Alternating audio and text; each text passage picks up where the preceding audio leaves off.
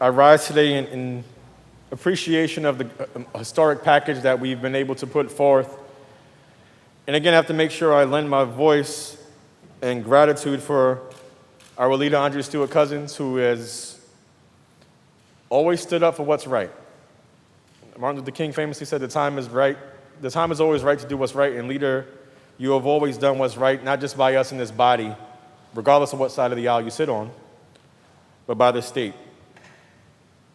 Today is one of the final pieces of legislation that we're passing in terms of police reforms.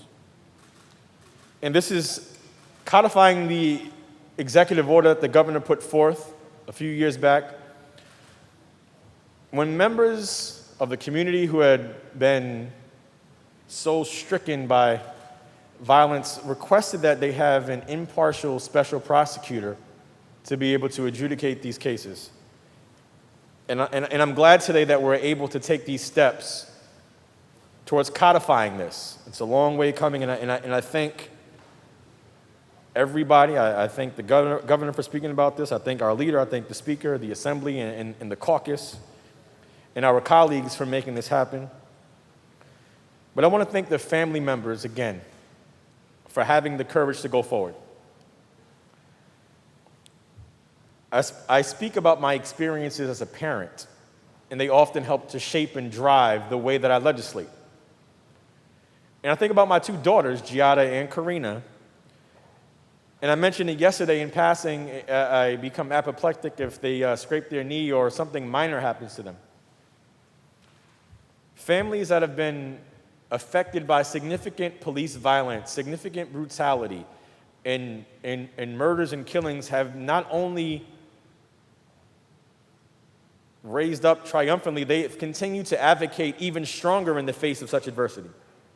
So I just wanted to lift up the names of a few other families and ensure that I let them know that we appreciate their voices. Because it was mentioned yesterday in the floor debate about who is the driving force behind the legislation. And I will simply say, as I said yesterday, the people. Iris Baez, the mother of Anthony Baez. Margarita Rosario, the mother of Anthony Rosario and the aunt of Hilton Vega. Kadiatu Diallo, the mother of Amadou Diallo. Cynthia Howell, the niece of Alberta Spruill. Valerie Bell and William Bell, the mother and father of Sean Bell, and Keisha Walker, his godsister. Nancy Pacheco, the sister-in-law of Jason Tirado.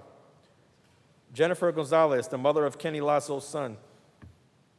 Joshua Lopez, nephew of John Collado.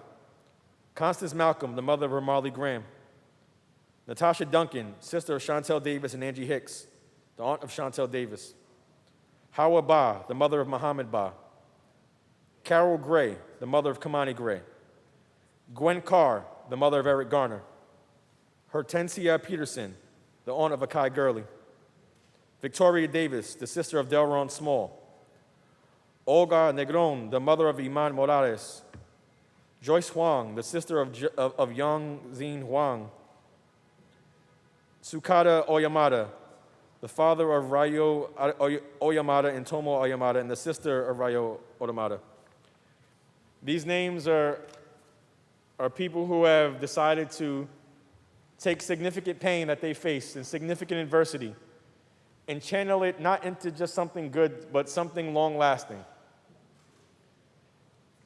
I'm incredibly proud to be part of this body today and all days.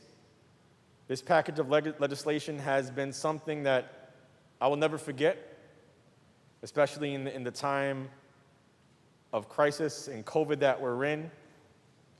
People often forgot about their own health infirmities and their own concerns about contracting COVID because it was that important to make sure that they were in the streets, to make sure their voices were heard, that enough is enough. Your voices have been heard. And no one piece of legislation can change the world, but if we continue to chip away, we continue to act accordingly, we're going to continue to make the impact that we need to make as legislators, most importantly as people.